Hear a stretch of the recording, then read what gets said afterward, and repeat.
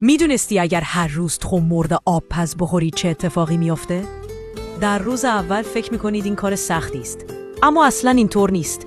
در روز دوم اسید معده رو رفع میکنه، نفخ، یه پوستن و رفلاکس رو از بین میبره. در روز سوم مقادیر زیادی آنتی اکسیدان، ویتامین دی و روی وارد بدن میشه. اختلال سیستم ایمنی رو از بین میبره.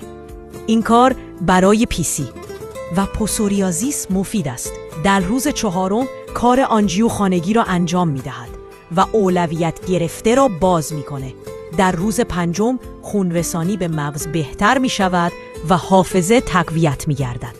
در روز ششم باعث ساخت عضله و تقویت ماهیچه میشه و در روز هفتم احساس می کنید نسخه کامل شده ای از خود ساخته اید. این راز را حتما برای 3 نفر از عزیزانت بفرست. و اگر راز طلایی بهبود پیسی، پسوریازیس و ماکولار رو با تخم مرغ میدونی، کافی در همین زیر کلمه مرغ را کامنت کنی. این پست امشب پاک می بشه، پس قبل از اینکه دیر بشه کلمه مرغ رو این پایین کامنت کن.